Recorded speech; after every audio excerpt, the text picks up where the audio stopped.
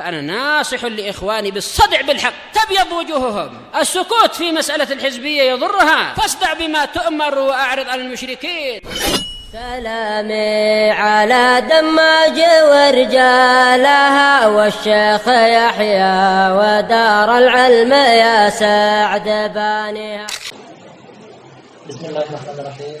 الحمد لله حمدا كثيرا طيبا مباركا فيه كما يحب ربنا ويرضاه. وصلى الله على نبينا محمد وعلى اله وصحبه وسلم. اما بعد،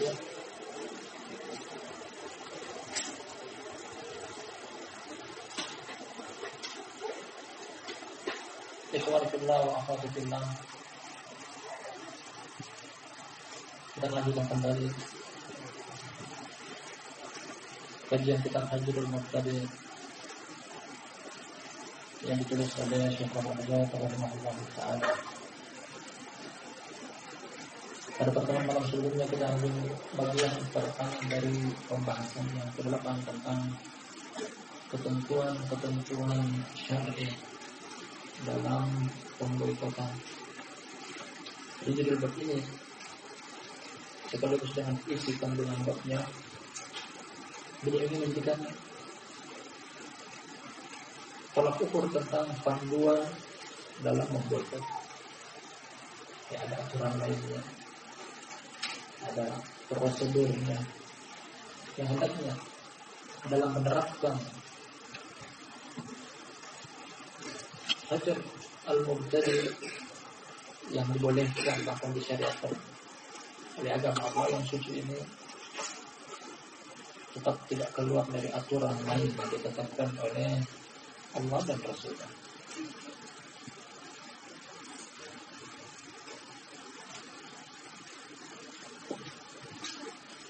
Dan beliau terangkan bahwasanya Hajar al-Mubtadi' adalah ibadah sebagaimana ibadah-ibadah yang lainnya butuh di dalamnya 2 rukun.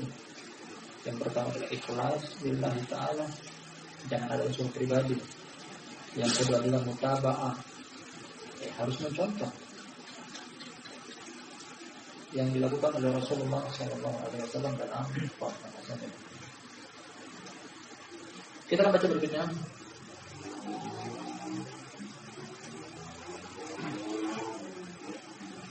Kata Syekh Bakar Abu Zaid rahimahullah ta'ala, wa idza taqarrara jami'u dzalika falya'lam anna syar'a syarifa yajinu al-waqi'ati wal ahwali ad-dakhilati tahta qaidati al-'amma al-wala' wal bara' bi mizanin qistin wa qistasin mustaqim.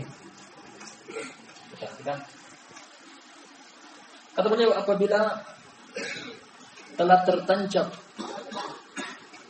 semua hal di depan dari awal pembahasan sampai pada titik ini bab yang ke-8, hal-hal yang di depan yang dimaksudkan adalah bahwasanya menghajar ahli bid'ah bagian daripada agama. Pada pembahasan akidah yang diterangkan pentingnya akidah, jangan tidak paham, jangan salah paham. Tidak paham kafir, salah paham mubtadi'. Harus paham, jangan keliru. Hajar Mubtadi' termasuk menjaga syariat Allah Subhanahu wa taala yang suci. Al-muhim, kalau beliau sebutkan semuanya di depan. Setelah itu tertancap dalam benak kita perkara-perkara yang di depan, landasan hukum yang tadi syariatkan. Maka ketahuilah bahwasanya syariat yang mulia ini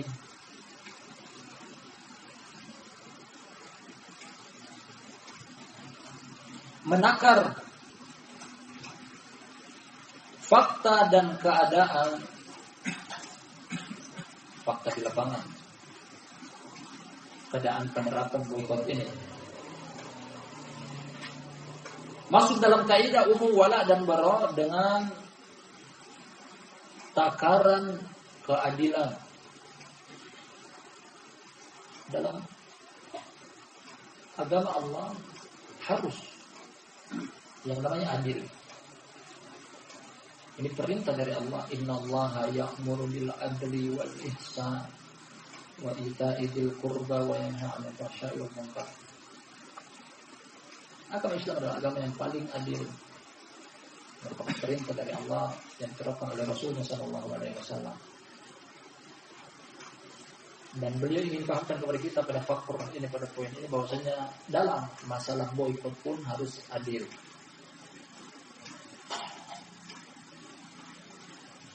Jangan ketika tidak ada hubungan darah dengan kita, kita boikot dia. Ketika ada hubungan darah, kita tidak boikot dia. Tidak adil, harus adil. Adil dalam segala perkara, termasuk adil dalam memboikot ahlul bid'ah. Tidak keluar dari koridornya. Nah, bimizanin qistin wa qistasin mustaqim, dengan takaran yang adil dan timbangan yang lurus.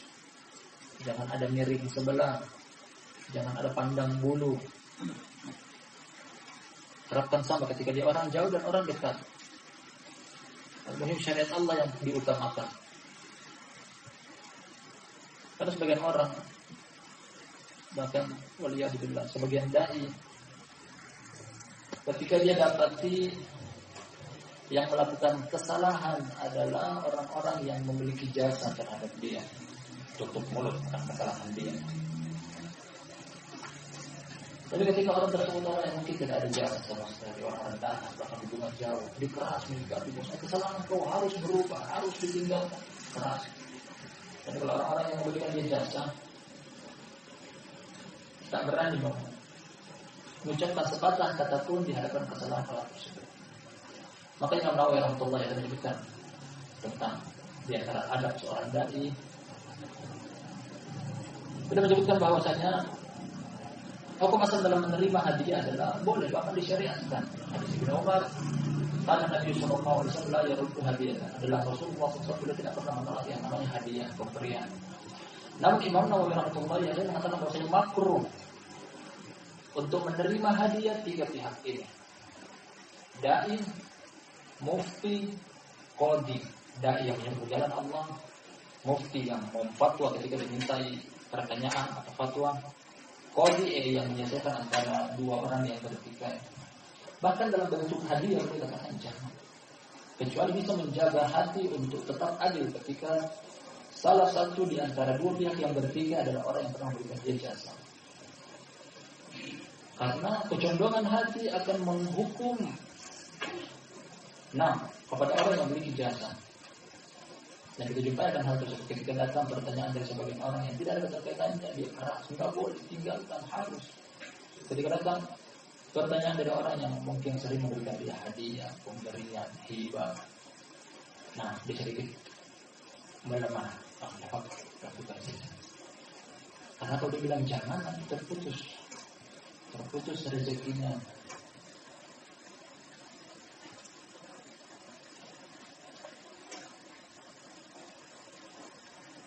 Boleh kita tegaskan kita bahwa ketentuan pertama dalam menghajar adil, harus adil.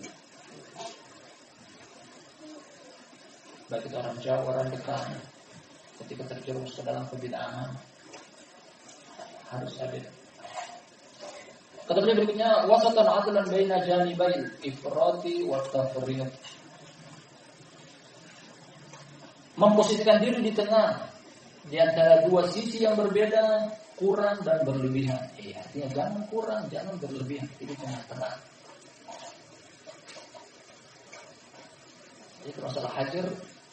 Sama dengan permasalahan yang lainnya, jangan kurang, jangan berlebihan. Jangan kurang dari sisi orang melakukan kesalahan tidak ditegur.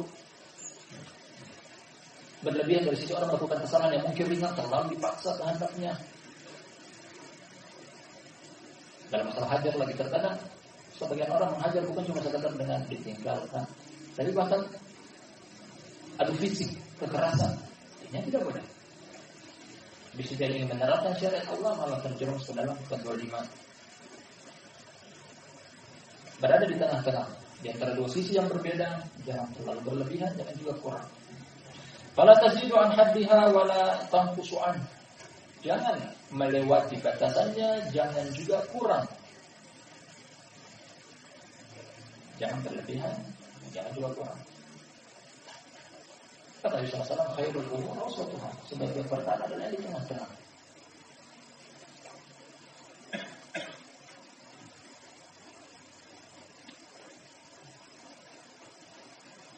Fataltaqil uqubatul lil mubtadi' bil hajri ma'a miqdari bid'atihi bi'tibaratin mukhtalifah. Wa ma yahuffu bidzalika min ahwal tanzilu ala qaidatin ra'iyatil masalih wa takfiriha wa daf'il mafasid wa taqliliha. Boleh katakan tapi depan bahwasanya jangan berlebihan dari batasannya, jangan juga kurang dari batasannya yang ditetapkan. Terapkan nah, berikan toleransi kepada ahlul bid'ah dengan hajar sesuai dengan kadar kebid'ahannya, tergantung dari macam ragam bid'ah itu sendiri. Jadi masuk kepada kita tentang penjelasan tentang hakikat bid'ah.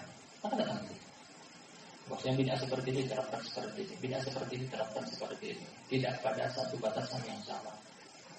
Nah, karena bid'ah beraneka ragam.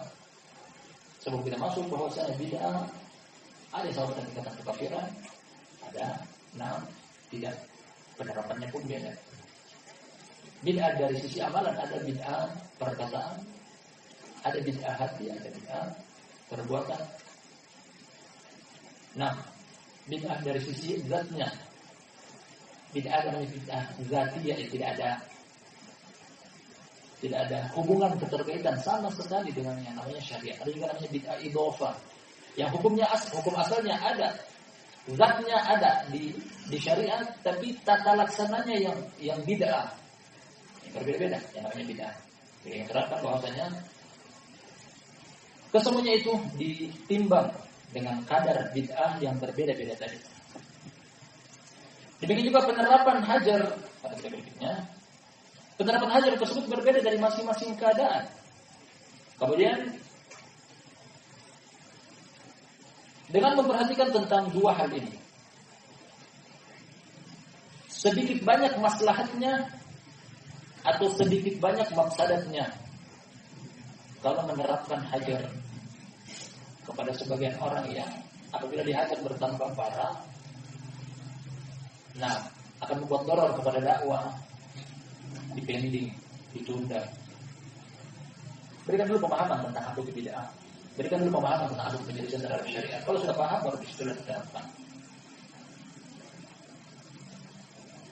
Menimbang-nimbang tentang ini, maslahat dan mafsadatnya, besar dan kecilnya, sedikit dan banyaknya.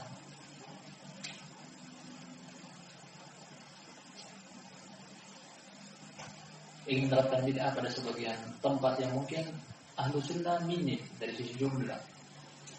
Ahlu bid'ah lebih dominan, mulai dari rakyat sampai pemimpinnya. Sunnah bisa terapkan pemboikotan. Apalagi pada sebagian negara yang terkenal bahasa negara tersebut adalah negara Khawarij. Ahlu sunnah di situ mustad'af, lemah. Mau menerapkan hajar, menerapkan boikot, malah dibalik. Ahlu bid'ah yang malah ditindas. Makanya hajar di periode Mekah berbeda dengan hajar di periode Madinah. Hajar di periode Mekah dengan cara meninggalkan Mekah, namanya hajar hijrah, pindah. Tidak bisa di situ. Hajar di kota Mekah yang diterapkan seluruh hajar yang kita baca dari Al-Quran dan kita simak dari hadis. Dilihat dari situasi dan kondisi, kemudian maslahat dan masyarakat. Fanaqulu idzan, kalau begitu kita katakan, mulai masuk pada inti dari pembahasan ini. Ini yang diinginkan. Di depan ada 3 alinea semacam muqaddimah. Intinya di sini, al-aslu fi syar'i huwa hajrul mubtadi', lakin laysa 'aman fi kulli halin wa min kulli insanin wa li kulli mubtadi'in. Hukum asal dalam syariat adalah menghajar ahlul bid'ah. Hukum asalnya demikian. Sebelum diperinci nantinya secara umum, ini ada syariat Allah. Namun tidak secara global pada setiap keadaan, pada setiap individu, pada setiap pelaku kebid'ahan.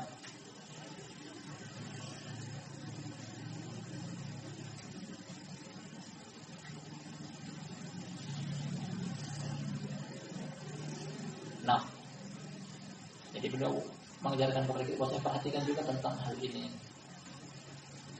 Engkau seorang diri turun ke satu negeri yang engkau adalah asing, masuk ke dalam masjid yang sebenarnya masjidnya awam, masanya boleh sholat padanya. Tapi yang mendominasi jamaah di situ adalah ahlul bid'ah. Engkau boleh mengingkari kemungkaran di situ, bahwasanya ini sunnah, itu bid'ah, pengingkaran dengan keras. Salah-salah engkau yang dihajar di situ. Karena tidak tepat pada tempatnya. Nah, beliau memahamkan kepada kita bahwa saya perhatikan keadaan individu orang yang ingin menghajar kepada pihak yang dihajar tadi, tidak mubtadi sendiri. Wa tarkul hajri wal iradi anhu bil kulliyah tafritun ala ayyi hal. Satu alinya lagi beliau mengatakan bahwasanya meninggalkan hajar secara total ini pun tidak dibenarkan. Tidak hajar sama sekali, tidak boleh.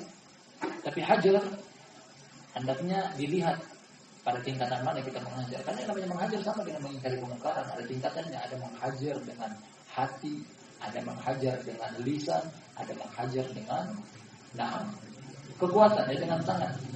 Kita terapkan pada tahapan-tahapan mana kita mampu, itu sudah diterapkan. Tapi kalau kita menghajar sama sekali, artinya ini adalah kesalahan. Tidak menghajar, dia tidak benci kebid'ahan dengan hatinya, fatal di hadis disebutkan bahwasanya wadalika adaful iman, yang demikian adalah selemah-lemahnya keimanan. Tidak meninggalkan secara total yang namanya hajar, diterapkan, namun pada tahapan-tahapan mana dilihat dari situasi dan kondisi.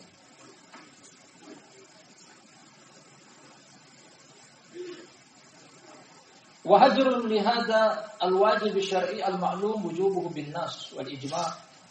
Dikatakan lagi bahwasanya menghajar dengan metode seperti ini adalah wajib secara syar'i yang diketahui kewajibannya dari nas Al-Qur'an dan Sunnah, kemudian ijma', kesepakatan para salaf. Ini wajib. Perkara yang wajib harus diterapkan. Namun kewajiban diikat dengan kemampuan. Fattaqullaha mastata'tum. Pada tingkatan hajar yang bagaimana kita mampu. Namun jangan ditinggalkan sama sekali. Jadi kalau wajib kita dapati bahwasanya hajar hukum asalnya adalah wajib. Yang tidak menghajar secara total, tidak menghajar sama sekali dengan 3 tingkatan, dia menyelisihi ijma'. Namun hajar juga diterapkan dilihat dengan situasi dan kondisi. Wa anna masyru'iyyat al-hajr hiya fi dairati dawabit asy-syar'iyyah al-mabniyyah 'ala ri'ayati al-masalih wa dar'i al-mafasid. Dan disyariatkannya hajar berporos pada prosedur syar'i yang dibangun di atas maslahat dan mafsadat.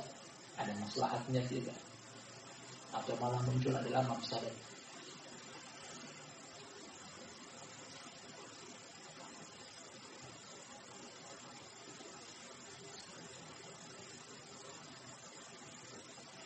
وهذا مما يختلف باختلاف البدعة نفسها واختلاف مبتدئها واختلاف أحوال الهاجرين. Dan penerapan berbeda-beda ini tergantung dari perbedaan kebid'ahan itu sendiri, pelaku kebid'ahan, dan juga keadaan-keadaan orang yang menghajar. Jadi 3 hal ini diperhatikan. Jangan sampai pihak yang menghajar, dia menghajar malah balik dorong kembali kepada dia. Jadi kalau di satu kampung yang lebih dominan adalah ahli bid'ah, dia sendiri seorang diri, dia menghajar. Kalau mampu tidak apa-apa, mungkin dia punya kekuatan, kekuasaan, wewenang. Tapi cuma orang rendahan, orang tidak memiliki apa-apa, diterapkan hajar di negeri tersebut. Ujung-ujungnya dia diusir. Karena kita memperhatikan tentang masalah dan mafsadatnya.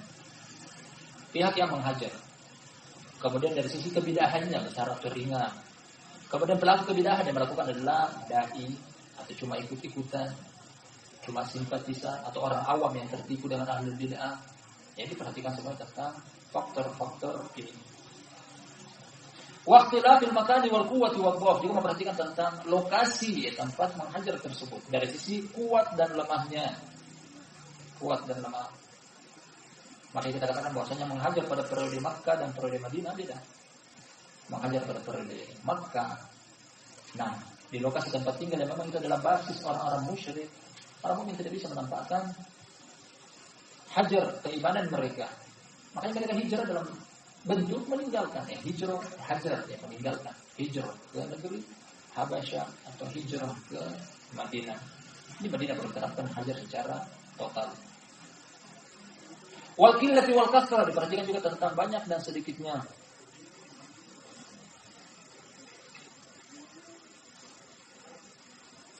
Hal ini sebenarnya kembali kepada bimbingan para ulama. Ulama mengatakan bahwa kalian mampu untuk mengajar. Karena sedikit dan banyaknya relatif. Kalau menerangkan dalam Al-Quran bahwasanya berapa banyak kelompok yang sedikit terkadang bisa mengalahkan kelompok yang besar dengan izin Allah. Besar dan kecilnya, sedikit dan banyaknya, tergantung di sini hati, keimanan. Keimanan kalau kuat, Ibrahim seorang diri menghajar kaumnya. Makanya Allah Subhanahu wa taala, inna Ibrahim kana ummatan qanitan lillahi hanifan wa lam yakun minal musyrikin. Inna Ibrahim kana ummah. Ibrahim adalah satu umat, padahal dia cuma seorang diri. Mengobrak-abrik berhala. Demikian juga Nabi Hud alaihissalam, dia berorasi di hadapan kaumnya. Seorang diri. In kana kabura alaikum maqami wa tadhkiri bi ayatillah fa 'ala Allahi tawakkaltu fa ajmi'u amrakum wa syurata'akum summa la yakun alaikum amrukum gunana summa kiduni fala tunzirun. Ibrahim alaihissalam seorang diri tampil di hadapan umat seluruhnya yang tak seorang pun di antara mereka menyetujui dakwahnya Nabi Hud. Dikatakan bahwasanya kalau wahai kaumku, kalau kalian merasa berat dengan apa yang aku dakwakan, silahkan kalian semuanya berkumpul bersatu padu, bergotong royong untuk mencelakai aku. Sekarang juga jangan tunggu-tunggu. Ditantang demikian. Seorang diri. Jadi besar dan kecilnya, sedikit dan banyaknya kekuatan itu tergantung dari sini. Keimanan dia kepada Allah Subhanahu wa taala.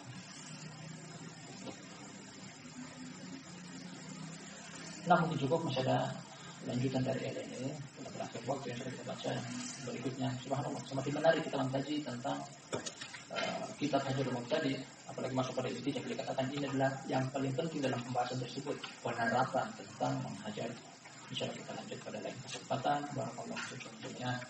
Subhanakallahumma wa bihamdika asyhadu an la ilaha illa anta astaghfiruka wa atubu ilaik.